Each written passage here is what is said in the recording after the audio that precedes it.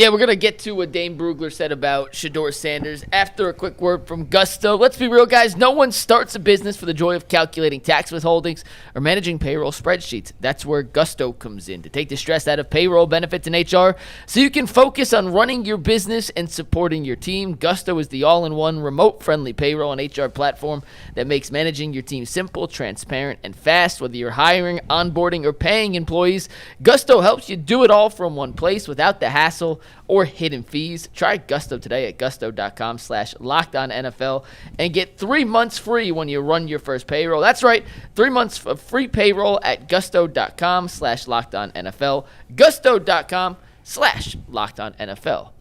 Terry Pluto, who writes for Cleveland.com, right where Mary Kay writes, spoke with Dane Brugler over the weekend about his evaluations of the upcoming quarterback prospects in this draft and where he sees Shedeur Sanders and the progress he's made thus far. Dane had a quote from his article that kind of went viral. What did he say about the quarterbacks, by the way, in the draft? That he has Mendoza and Moore rated very highly.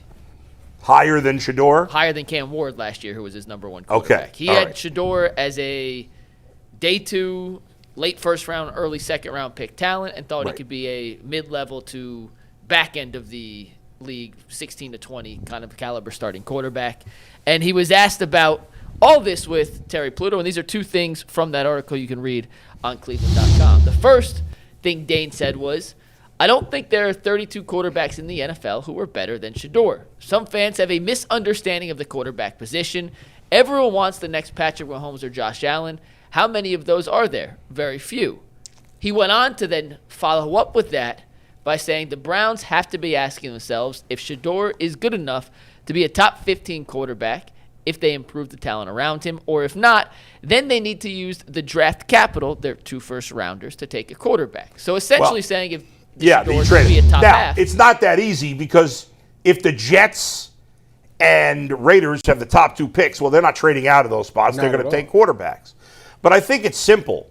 To your point, Tyvis, I have no interest in any veterans out there for the Browns. For me, I'm not interested in Mac Jones. I'm not interested in any of Aaron Rodgers, all these other guys. I think you either draft a quarterback in the first round and you play him next year, or you go with Shedeur Sanders. To me, those are the only 2 options that I'm interested in.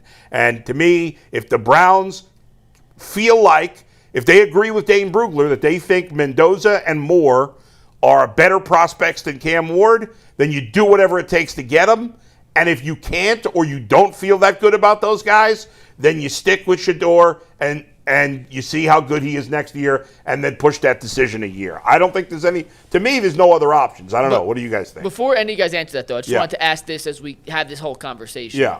Dane said if they think they can be a top 15, 16, whatever, top half of the league quarterback, you keep him. If not, you don't.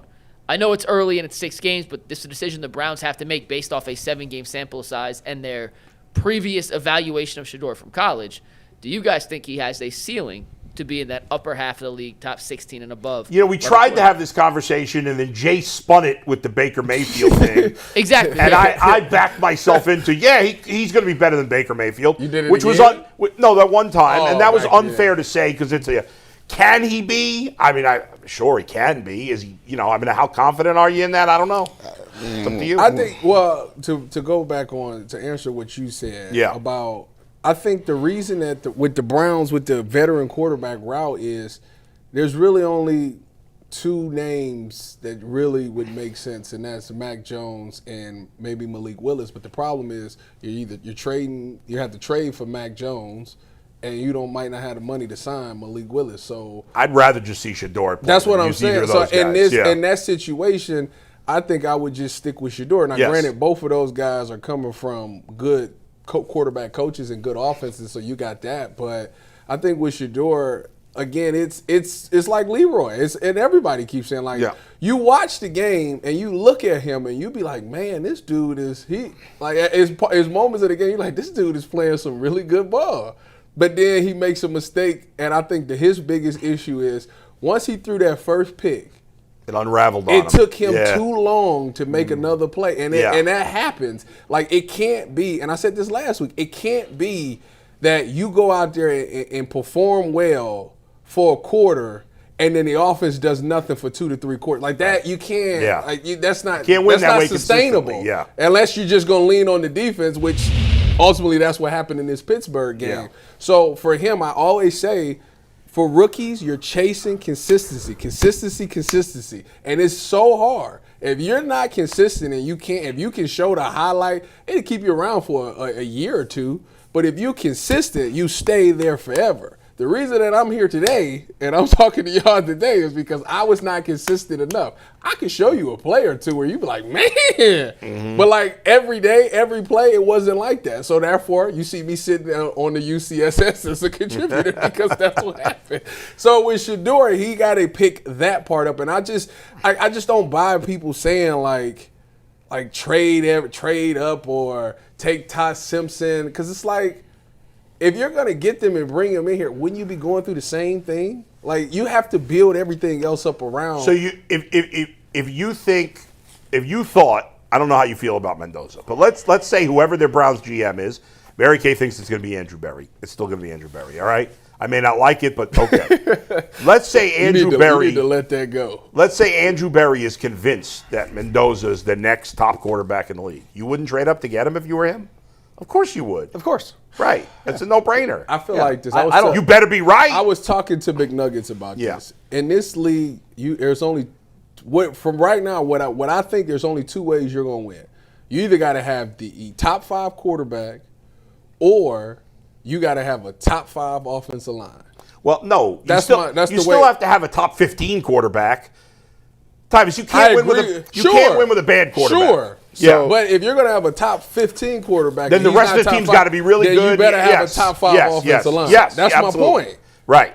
So which one you think is easier to get right now with the Browns' current situation? I think both are very hard to get right now. They have no offensive linemen. I think. Well, given right now, we picking 7th right now. Yeah, without trading up, it's probably more likely to get the but you still need 5 offensive linemen. And then the thing about Mendoza and Moore is, if you watch them play, that's a different story.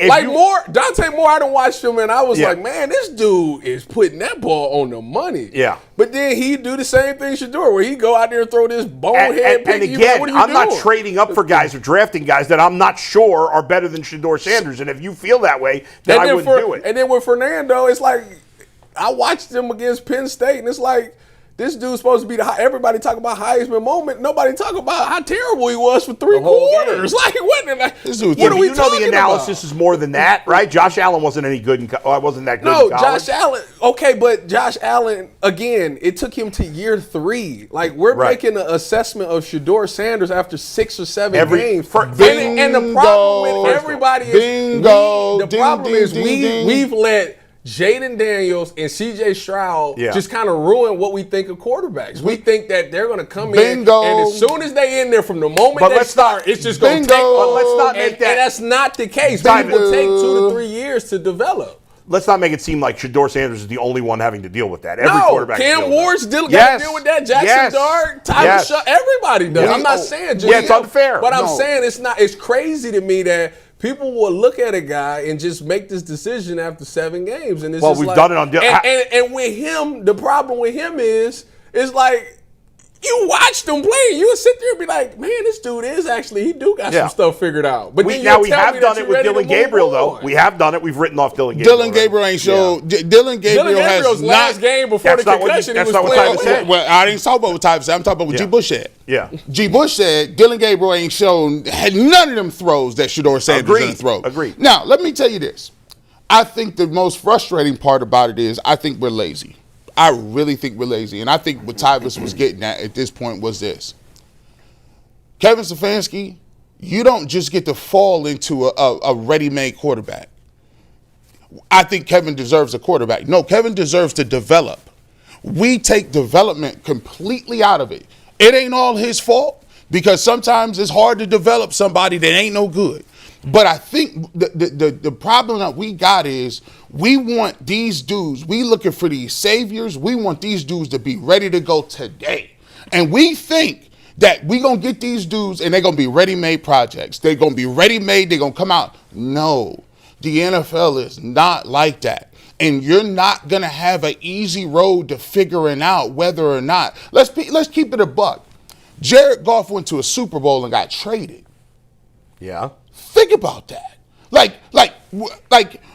There are league guys in this league have bad years. There's an up year, there's a bad year. And the problem that you got is when you look at it, Cam Ward, Jackson Dart, Tyler Shook, all these guys, man. Patrick Mahomes had a down year. Lamar Jackson had a down year. Joe Burrow ain't been crazy. Like, Josh Allen is been up and down. I just saw Aaron Rodgers, a Hall of Famer, play terrible. The thing is, we got to realize as an organization that we're not going to get bailed out. We have to get a quarterback, put things around them, develop them, and then reap the benefits. It don't start with give me the best quarterback that I got. I ain't got to do nothing with it, and he going to come in and save everybody because we ain't got alignment and receivers. That's not going to happen no matter what you got. Mendoza, Moore, and by the way, it keep changing because when we talk about it, this is how you know you're looking for a savior.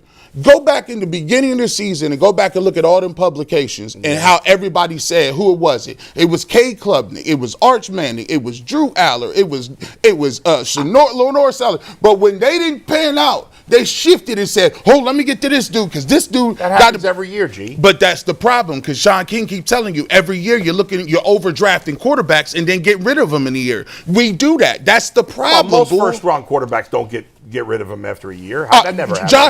Josh Rosen. That's one guy. Listen, Zach Wilson. Yeah, but they get rid of him after 1 year. He was there for 2 years. He got started for 2 years. I know, but that's rare.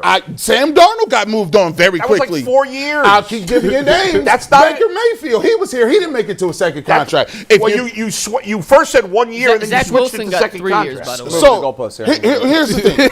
Here's what I'm saying. You're the one moving the goalposts. Hold on. Goalpost mover. Well, listen, let me ask you this. If you draft a quarterback in the first round, it's not the intention that they get a second contract. That's your hope, but if they're not worth it, then you don't do it. But here's the thing is, if you don't see it after 3 years, then you know the answer. But in most cases, whole like after 2-1, like some people. Yeah, but how many times does it? Teams almost never move on from a first-round pick after 1 or 2 years. That's very rare. I was just talking about quarterbacks in general. Yeah, right. But most of the good quarterbacks are first. He's talking about first. I'm talking about in general. Okay. Fine. Because like the Shedeur thing, again, I said it earlier. Yeah. You drafted him as a developmental quarterback. Right. Develop him. Okay, but in the end, no team. Because they'll. Let me just go ahead. Isn't this fair? No team. We could all say he should have been a first-round pick or a second-round pick. Mm-hmm. In the end, they drafted him in the 5th round. No team would pass up on a quarterback they thought could be great. I'm not saying that's the case, but to develop a guy who they weren't sure about. Because if they were sure about him, they would have drafted him higher than the 5th round. Now, maybe they've changed their mind. See, that's what I'm saying. Maybe they've changed their mind. I think where I'm at with it is the initial thought was everybody thought he was a 5th round pick. Yeah. Because obviously they took him in the 5th round. Yeah. Right? We've watched him play. Do you still think he's a 5th round pick? No, I never thought he was a 5th round pick. I've said that consistently. That's my point. Right, but the organization thought he was.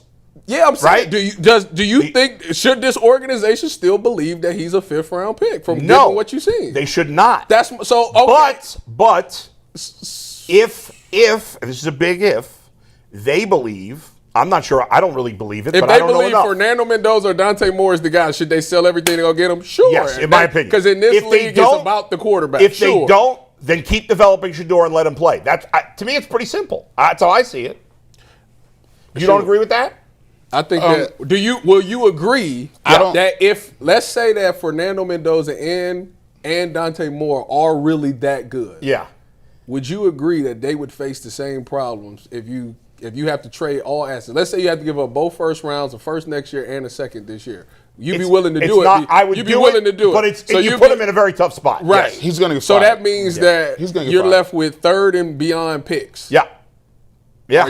How are you fixing everything around him? And we have no cap space. It's going to take longer. He's going to get fired. So you admit that when you see Fernando or Dante Moore next year, he's going to struggle as well. Well, I don't know. I mean, if he's that special, if I really thought he was that special, he would. he'd probably struggle, yes, but you'd see. Okay. So with Shedeur, you didn't see?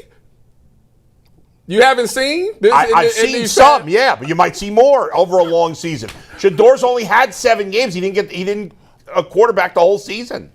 I believe this is a very good argument. It is because it's like it's tough. It's not. We haven't heard from Dustin though. I want to hear from Dustin because he was going to say something. I had a million takes and I just never really got them in. Go ahead. Get them in. So I sort of forget all of it. Go ahead. What do you want to know? Go ahead. What do you? Hey, listen. I gave my time. Do you think is there a veteran you'd be interested in putting in the mix? Number one. You mentioned those. What you mentioned, Malik Willis and Mac Jones. Mac Jones. I mean, those guys I just feel like they're the only two that's. Yeah, those are 2 options of guys who have some potential to maybe be starters. In this league. Again, you'd have to. Who's under contract? You have to trade for Mac Jones. Oh, Mac Jones. Yeah. Willis is a free agent. Yeah. Mac Jones signed a 2-year deal, so you'll have him for 1. Malik Willis played 2 good games. He was awful in Tennessee. I know they were bad. He's been really good with Green Bay. But it's only been 2 games, right? Last year when he came in, he played really well. How many games did he play last year? He's been okay. He's been good. I'd be interested in that. You would? Yeah. See, I'd rather have Shedeur than Malik Willis. Not I. Okay, you'd rather have Malik Willis than Shedeur. I would. Okay.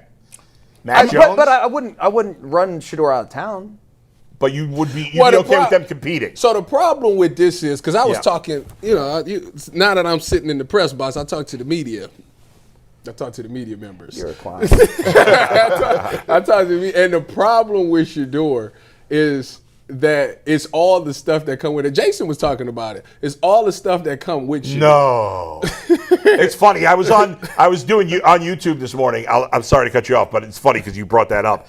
And there's all these podcasts from these random people that obviously I don't know. They're probably none of them are from Cleveland, or I don't know if they are or not. But it's like, G. Bush destroys Jason Lloyd. Oh, yesterday? G. Bush ends Jason Lloyd's career. Yesterday? Jason Lloyd, biggest hater on the face of the earth. That's why I kept texting y'all. I said, I can't wait till 11 o'clock. Hey, I have dubbed Jason on the couch this morning as the EPA emperor. And, but like there, I don't watch outside podcasts. I just do my thing. Jason's point yesterday was enemy number 1. That it came with all of this stuff, and like, is it worth it? Yeah. And that is the interesting question to me, because it's like, it's so funny because it's like, it's not Shedeur. It's not Shedeur. That's us. That's y'all. That's me. No, I'm talking about. No, it's not me. No. I'm not speaking. I'm not speaking to just specifically you. The hardest task ever. But if you just strip everything away from Shedeur and just focus on just Shedeur as a player and as a kid or as a young man, it's not him at all. But people always complain about the fan base he got. They complain about him having cameras and production meet. Or his production team you gotta wait to start the press conference. I don't care about any of that stuff. It's all of that stuff. None of that. I don't think it's any of that stuff. Really, I do, because I feel like that's why people is like, we gotta get, because it's a distraction. So it's like, the distraction. The only thing that could be truly argued as a distraction potentially is like questions. Like, what was the question that the coach got asked? That was we don't know if it was someone from his crew or not. I'm not sure. No. Not the question that Shedeur got asked. The question that Stefanski got asked a few weeks ago, like, does he hate Shedeur or what? I can't remember the question. Oh, if he had an issue with Shedeur or something. Just some of the stupid questions that he got, like maybe a coach want to deal with. I don't think there's really that much to it. That could be a tiebreaker maybe, but. Man, listen, man, we supposed to be grown, amen. Why we all in your feelings? This would be wild work, bro. Like but you're in your feelings. No, I'm not yes, in my feelings. I'm on my feelings. You are. You spend a lot of your podcast is talking about how other media members talk about Shedeur. Well, they be in their feelings. Here's the thing. I don't say it's everything that comes with them. They just have to move away. What does that really mean, bro? I don't care nothing about what nobody's outside fans say. That's fans, bro. It'd be crazy. But you talk about it. Here's what I talk about, because guess what? There are some media members that be in their feelings. We was in their feelings about Taylor Swift and how many times they show him on the screen. I said, bro, you sitting there and spend half your time talking about a pop queen? This is wild work. When did we start doing this? Like that's why to me, it is like where I come from, we don't, like Tyvis, I get what Tyvis said. Ain't no players talking like that, bro. Ain't nobody that stuff doesn't really matter. Ain't nobody in the locker room being like, look how much attention the Shedeur gets, bro. It's gonna be people that get attention. It's gonna be Odell Beckham, Baker got attention, Deshaun Watson gonna get attention. Those are the people that be beloved in the locker room. Them is the dudes that they mess with. Like for everything that we talk about outside is the distraction. The crazy thing is the people inside is like, yo, I rock with that. Like they guys in the locker room. Newsflash are not. We're not talking about the players. They're talking about like maybe the coach. Well, the coach, listen, that's part of his job. Look, bro, part of being Wouldn't you, if you were the coach, would you be annoyed by some of the questions? No. Okay. Yes. No. Okay. No. Tyvus says yes. Here's why I wouldn't. Because my job you talking about back when he was not playing or back now? Because now it's like, well, he's a starter, so I got to. Now it's fine. Back then, yes. Some players, this is an organization. This is a microcosm of the workforce. Some people, listen, I used to manage 25 people, do payroll, manage them, do schedules. Some people you got to motivate with just keeping it real. Like, yo, if you don't show up, we gonna have to go down progressive discipline. Some people you got to motivate that may be a little shyer, and you can't talk to them like that. There's some people you gonna have to give positive encouragement. There's some people you gonna have to stay on. There's some people that I'm gonna leave you alone and just stay right over there and do your work because I know you're an A+ student or A+ worker, and I want you to do this overtime. When you're a coach, you're a manager of personalities. You're a manager of trying to figure out person to person, just establishing relationships. You always going to have people in the locker room that get a lot of attention. It's up to you how to navigate it and work around it. That is part of being a head football coach in the NFL. And the good ones understand, like Jimmy Johnson said, hey, if it's a dude that's trash and he's sleeping in a meeting, he might get cut. But if it's Michael Irvin, tap Michael Irvin and tell him to get up. Yeah. It's what it is, what it is. And so that's the question. If Jimmy Johnson was getting stupid questions and Troy Aikman was walking around with a camera team, he wouldn't care because he's Troy Aikman. Troy Aikman, though. But if he was a scrub, he'd be gone. But so that's the thing that matters. I mean, but that's a fact. And the point is, the coach is not going to be bothered by the questions if the coach likes the player. Right. Yeah, that's true. And thinks that the guy has a chance. I mean, I don't know what Stefanski really thinks about Shedeur Sanders.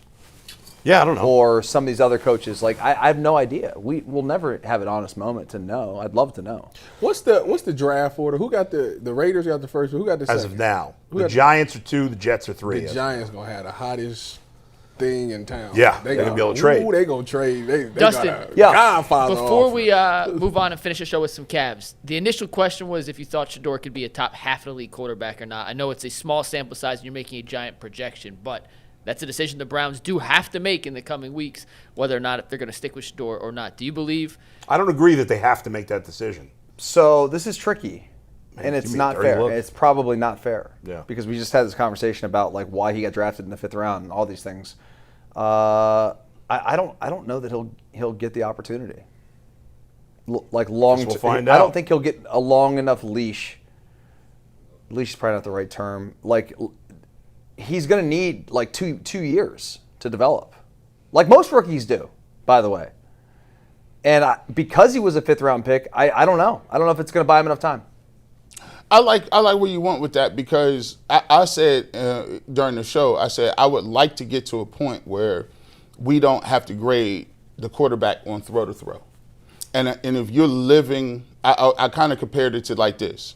If you're in a relationship and it's a husband and wife and you guys are arguing back and forth, and you want to break up and you threaten and break up every argument, you're in a bad place. Yeah. You can't be argument to argument. Right. So throw to throw, if you throw a pick today and then you throw for 300, if you back and forth, at some point you got to stand and say, okay, this is the guy, we're going to give him a long enough leash to actually give him an evaluation. I always say, they found out Baker Mayfield wasn't the guy, and Baker played 90 games. Played 90 games for the Browns. He had a playoff stuff. They made an evaluation after 90 games. That many games? 90 games. All right, we'll leave it there. Let's get to some Cavs talk, Mike.